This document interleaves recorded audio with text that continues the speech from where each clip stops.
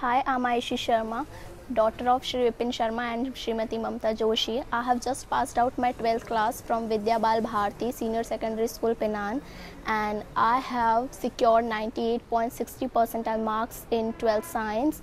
And so now अभी मैं अपनी 98 जर्नी के अगर कुछ एक्सपीरियंस शेयर करूँ तो first of all a big thanks to my parents, जिन्होंने हमेशा मुझे मोटिवेट किया, गाइड किया और मुझे यहाँ तक लाने में बहुत हेल्प की.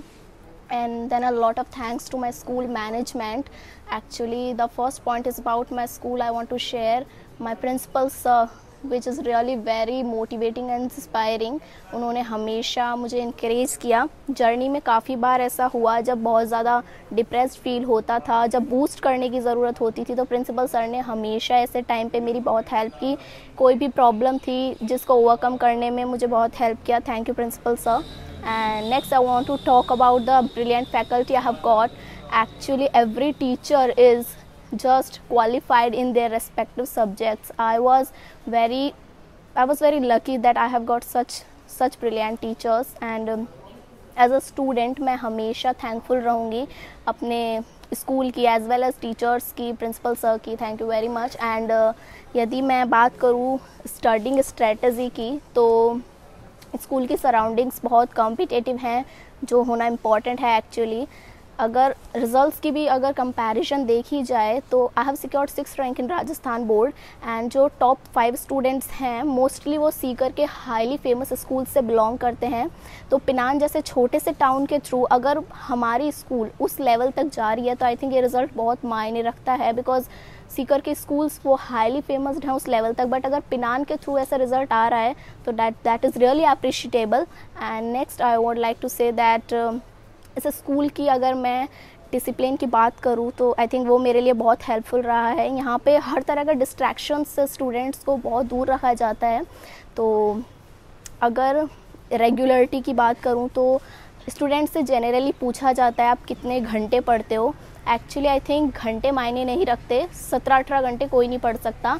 जो रेगुलरली 12th पे लेवल पे 5-6 घंटे बहुत होता है, but the main thing is regularity which I have got here. And अभी भी कोरोना एपिडेमिक के थ्रू रेगुलरिटी ब्रेक ना हो इसलिए ऑनलाइन क्लासेस चल रही हैं, which is really very helpful to students, because इस एरिया में ऑनलाइन क्लासेस को लाना काफ़ी अप्रिशिएटेबल है. एंड मैं अप्रिशिएट करूँगी हमारी स्कूल को इस स्टेप के लिए. और next I would like to say कि सिटिंग कैपेसिटी की बात होती है एक, कि स्टूडेंट्स को सिटिंग कैपेसिटी इंक्रीज़ करनी चाहिए, क्योंकि sitting capacity is all about concentration of mind. अगर आप माइंड को कॉन्सेंट्रेट कर रहे हो, वो मुझे इस स्कूल से सिखाया गया कि माइंड की कॉन्सेंट्रेशन, फोकस लेवल किस तरह इंक्रीज़ किया जाता है. एक्चुअली अगर आप टॉपिक पे कॉन्सेंट्रेट हो तो डिस्ट्रैक्ट वैसे ही नहीं होगे, और फिर सिटिंग कैपेसिटी बढ़ाने में कोई ख़ास प्रॉब्लम की बात नहीं है.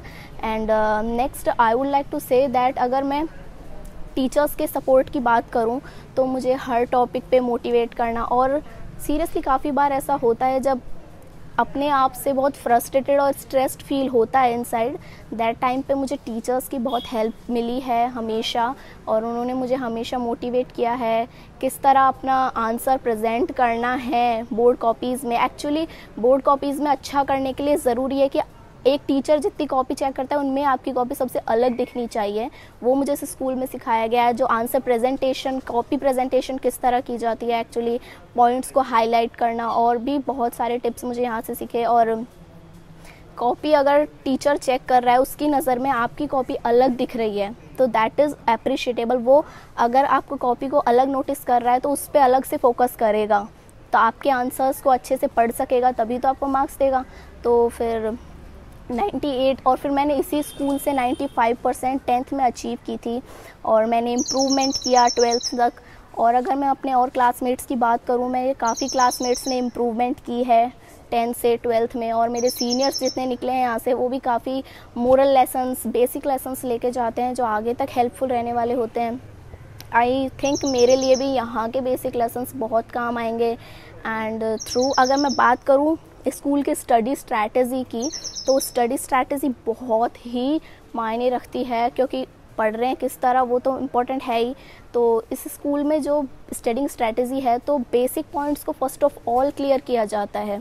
किसी भी टॉपिक के बेसिक पॉइंट्स का क्लियर होना बहुत ज़रूरी है, क्योंकि अगर उस टॉपिक पे आपको अपना अगर डोमिनेट करना है उस टॉपिक को, तो उसको अच्छे से माइंड में सेट करने के लिए it's important that you have clear all basic points which is here I saw that's all.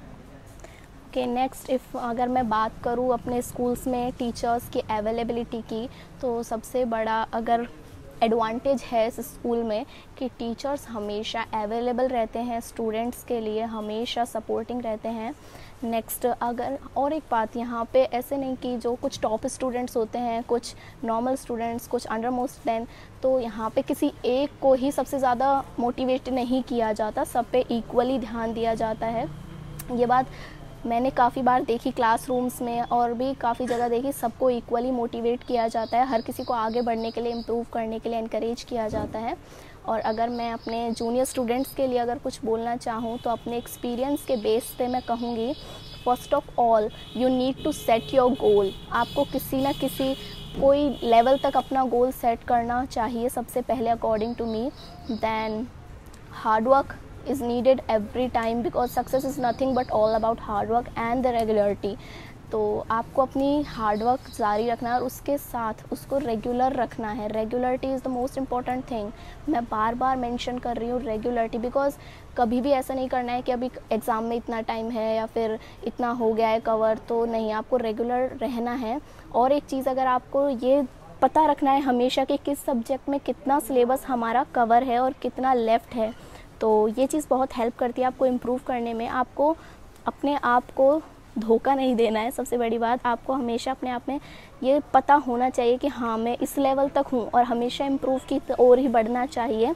और बिलीव इन योर सेल्फ, अपने आप को ज़्यादा अंडर एस्टिमेट भी मत करना कभी, because it's all in your hand of yours.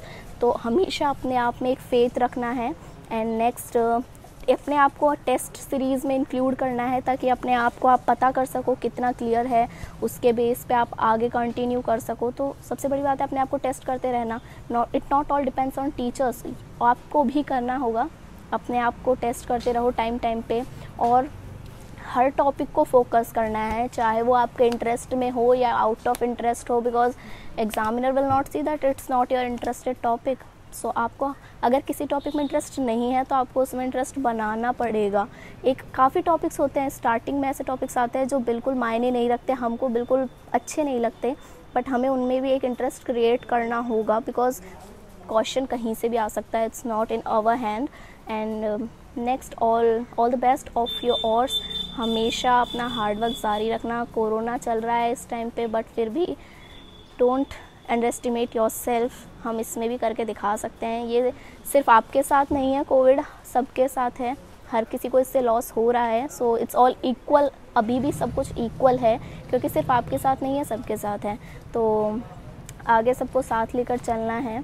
Next, I would like to say कि स्कूल की तरफ से आपको कभी भी कोई भी कमी महसूस नहीं होगी। यहाँ से जो यहाँ पढ़ते हैं स्टूडेंट्स, वो तो ऑफकोर्स जानते ही होंगे इस बात को, फुली सपोर्ट रहता है। अगर आप भी इंटरेस्टेड नहीं है पढ़ाई में, तो इस स्कूल के थ्रू इंटरेस्ट क्रिएट किया जाता है। That's important thing. मेरा भी एक दो टॉपिक थे ऐसे जिसमें मैं इंटरेस्टेड नहीं होती थी, या फिर जो मुझे लगते नहीं थे पढ़ने भी चाहिए, बट फिर भी मेरे टीचर्स ने मुझे सपोर्ट किया एंड उन्होंने उस टॉपिक को इस तरह से पढ़ाया जाता है कि उसमें अपने आप आपका इंटरेस्ट बनता जाता है। So at last I would like to say that I am very thankful to my teachers as well as the school faculty and everyone, mostly the principal sir, and thanks to everyone.